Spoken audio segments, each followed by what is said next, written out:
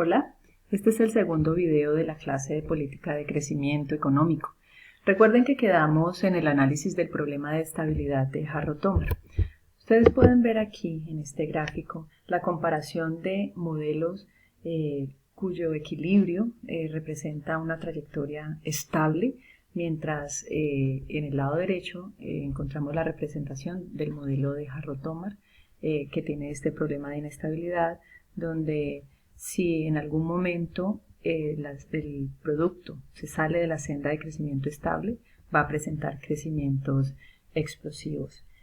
Nos vamos a concentrar entonces pues en este gráfico del lado derecho, donde encontramos dos casos, el caso A y el caso B. Fíjense que acá pues veamos que empieza la economía en equilibrio, en algún momento se sale de ese equilibrio y la idea es que en vez de retornar nuevamente después de un tiempo al equilibrio, como en este caso, que este es el caso de modelos como el de Solow, por ejemplo, donde la tasa de crecimiento luego continúa como antes, acá en vez de retornar, cada vez se aleja más del equilibrio. Estos son equilibrios explosivos. Vamos a analizar el caso A y el caso B. El caso A es uno en el que la tasa de crecimiento efectivo es mayor a la tasa de crecimiento garantizada. Eso quiere decir que la proporción del crecimiento del producto que los empresarios efectivamente están invirtiendo es menor a la que desean invertir. Como eso es así, entonces pues, ellos van a reaccionar aumentando la inversión. Si aumenta la inversión, eso va a hacer que la diferencia entre la tasa de crecimiento efectivos y la tasa de crecimiento garantizado sea aún mayor. Es decir, un crecimiento explosivo. Entonces, para evitar esto, porque es como un tipo de recalentamiento de la economía, para evitar específicamente la inflación que se puede generar, entonces el gobierno debe hacer políticas de demanda contractivas. Entonces, fíjense cómo a partir de este problema de inestabilidad es donde viene lo jugoso del modelo de Harrod-Domar, porque son precisamente las implicaciones de política económica lo que nos interesa. ¿Cuál es la tarea del gobierno? Pues en un caso como este, realizar políticas de demanda contractiva que lleven de nuevo al producto a su nivel de equilibrio. El otro caso, el caso B, es en el que la tasa de crecimiento efectiva es menor a la tasa de crecimiento garantizada. En este caso sucede lo opuesto al anterior. La tasa que efectivamente están invirtiendo los empresarios es mayor a la que desearían invertir. Por tanto, reaccionan disminuyendo la inversión. Si disminuye la inversión, esta diferencia entre la tasa de crecimiento efectiva y la garantizada se va a exacerbar. Entonces, lo que se podría generar en este caso es desempleo.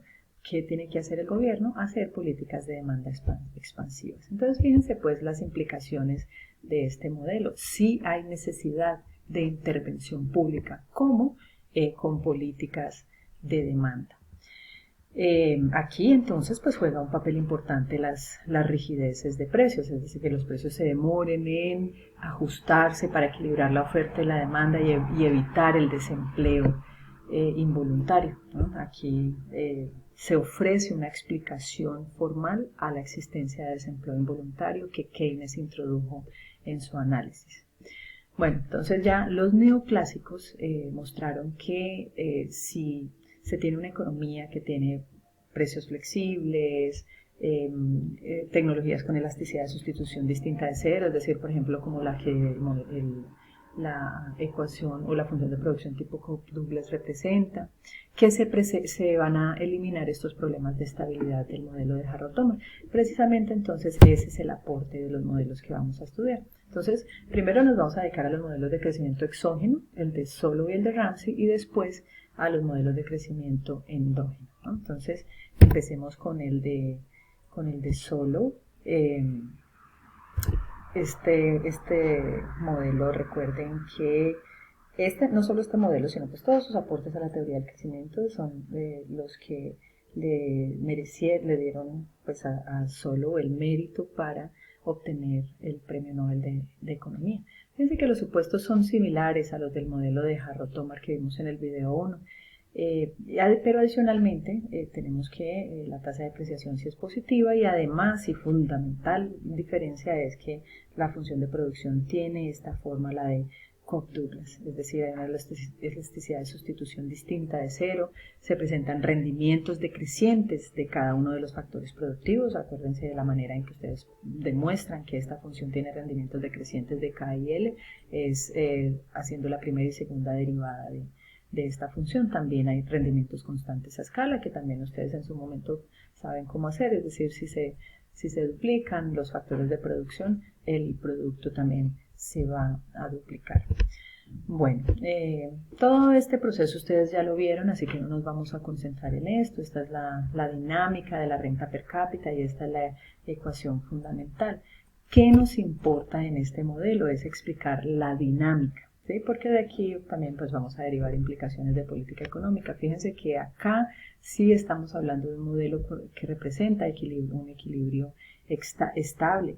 La economía normalmente tiende al capital, el nivel de capital del estado estacionario. Si eventualmente el capital estuviera, por ejemplo, por debajo del nivel del estado estacionario, dado que lo que se invierte es mayor a lo que se deprecia, pues habría una acumulación positiva de capital hasta el punto K asterisco. Si por el contrario estuviera por encima, dado que lo que se deprecia es mayor a lo que se invierte, entonces habría desacumulación de capital hasta llegar a este nivel de equilibrio. Entonces fíjense cómo el equilibrio es globalmente estable, contrario a lo que sucedía con el modelo de Harrod-Tomar. Lo fundamental aquí en el modelo de Solow es que en el estado estacionario la renta per cápita crece a la tasa del progreso tecnológico, que es la única fuente de crecimiento permanente. ¿Sí? Esos son precisamente los resultados del modelo de Solow. Pues primero, que existe una convergencia condicional entre países homogéneos y normalmente los países que empiezan con menor nivel de capital inicial crecen a tasas más rápidas. Esto se debe pues al supuesto de rendimientos decrecientes del capital. Lo otro que es que el ahorro tiene un efecto solo temporal en la tasa de crecimiento, es decir, incrementa el nivel de producción e incrementa la tasa de crecimiento del producto, pero la tasa de crecimiento solo se incrementa temporalmente mientras la economía alcanza nuevamente el estado estacionario. Ahí la tasa de crecimiento en el nuevo estado estacionario va a depender exclusivamente de la tecnología. Bueno, esas son las implicaciones del modelo, porque aquí es donde entonces vamos a poder deducir los efectos de la política, es decir, el papel del gobierno, que es lo que nos interesa, ¿no? Entonces ustedes ven acá en el gráfico de la izquierda que el ahorro, como les dije, tiene un efecto temporal en la tasa de crecimiento del producto, pero luego se estabiliza y va a depender solamente del progreso tecnológico, o sea, del incremento en X, del incremento en el progreso tecnológico, es decir, en X. Mientras que acá observamos que si aumenta la tasa de progreso tecnológico, la tasa de crecimiento del producto va a crecer de manera permanente. Fíjense que como en este plano cartesiano tenemos en el eje vertical el logaritmo de y acá el tiempo, entonces la pendiente de esta curva va a ser el crecimiento del producto, ¿sí? Eso ustedes pues lo saben desde antes. Entonces fíjense acá como ante una variación en el ahorro, la tasa de crecimiento se estabiliza, ¿sí? Después, mientras que debido a un aumento del progreso tecnológico, la tasa de crecimiento del producto es permanentemente más alta. ¿Listo? Ahí está la diferenciación. Bueno, las críticas al modelo de Solow es que el modelo plantea una tasa de ahorro constante, es decir, carece de microfundamentos.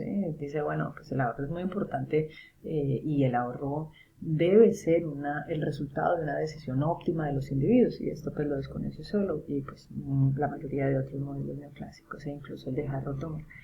Y además la otra crítica es que el crecimiento depende de una variable que es exógena al modelo, ¿sí? Entonces lo más importante es la tecnología, pero no explican cómo se determina o cómo los agentes determinan sus decisiones de tecnología. Entonces eso deja insatisfechos a algunos economistas. Entonces Ramsey avanza en este primer sentido, los microfundamentos, y los modelos de crecimiento endógeno avanzan en este segundo sentido. Entonces empecemos pues con Ramsey. Ustedes ya también estudiaron en Micro 2 cómo esta es la solución del modelo de Ramsey. Lo que los individuos hacen es decidir la trayectoria óptima del consumo en un horizonte temporal infinito. Y estos determinantes del crecimiento del consumo son los mismos que determinan el crecimiento del producto en el largo plazo, ¿no? Pero entonces, lo que nos interesa de Ramsey son las implicaciones de política económica. Aquí tenemos que el crecimiento en el largo plazo, al igual que en Solow, depende exclusivamente del crecimiento tecnológico, ¿sí? Y que, como en todos los modelos neoclásicos, las políticas de demanda no tienen oficio aquí, ¿sí? No tienen ningún efecto real en la economía. Las únicas políticas que sirven son las estructurales y las de oferta. Bueno, entonces, aquí tenemos la contribución de Solow y de Ramsey a las teorías del crecimiento. Recuerden concentrarse en las implicaciones de política económica. Entonces, ahora ya vamos a continuar con los modelos de crecimiento endógeno.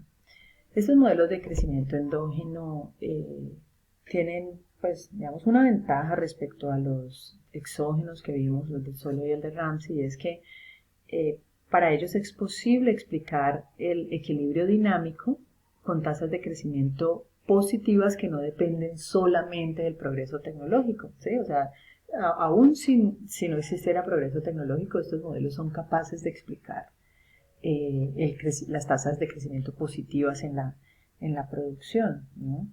Un elemento clave aquí es la existencia de rendimientos no decrecientes de los factores de producción. Eso es lo que permite un equilibrio dinámico con crecimiento del PIB per cápita positivo, ¿no? Esa es la clave aquí. Bueno, entonces empecemos con el modelo AK. También ustedes lo estudiaron antes. Los supuestos de este modelo son similares a los de Solow, pero una diferencia fundamental y que va a ser decisiva para las implicaciones del modelo en cuanto a política económica, por ejemplo, y sobre todo en cuanto a los determinantes del crecimiento, es la función de producción que se emplea.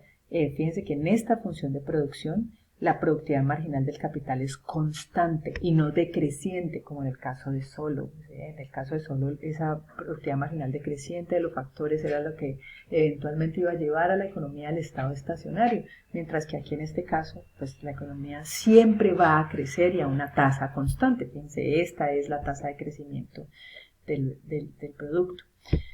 Entonces, claro, eso tiene unas implicaciones de política fundamentales y que son muy diferentes a las del modelo de Solow, para que lo tengan en cuenta. Primero, que la tecnología no es la única fuente de crecimiento. Fíjense que ustedes pueden encontrar en otros textos el modelo AK, incluyendo el progreso tecnológico. Pero aquí, por ejemplo, Fernández y los otros autores ni siquiera lo introdujeron para hacer importante este punto, que no depende exclusivamente de la tecnología, ¿sí? Sino que depende también de otros factores. No es que la tecnología no sea importante, lo es, pero no es lo único, ¿sí? La otra diferencia fundamental es que cuando aumenta el ahorro o disminuye la población, la tasa de crecimiento del producto, que es la diferencia entre estas dos líneas, ¿sí?, la de inversión y la de depreciación, va a aumentar de manera permanente. Es decir, este efecto sobre el producto, que en Solow se debía exclusivamente al progreso tecnológico, aquí en el modelo acá también se lo podemos atribuir a un crecimiento en el ahorro. El ahorro tiene un efecto permanente en la producción y no es solo un efecto nivel como en el caso del modelo de Solow, sino también un efecto crecimiento. La tasa de crecimiento del producto crece de manera permanente cuando crece el ahorro o disminuye la tasa de crecimiento de la población. Y la otra implicación es que no hay convergencia entre países, ¿sí? Los países que son pobres seguirán siendo pobres a menos que cambien de manera estructural los parámetros fundamentales del modelo. Bueno, dejemos este video aquí y en el próximo y último video vamos a terminar con el resto de modelos de crecimiento endógeno que nos interesa.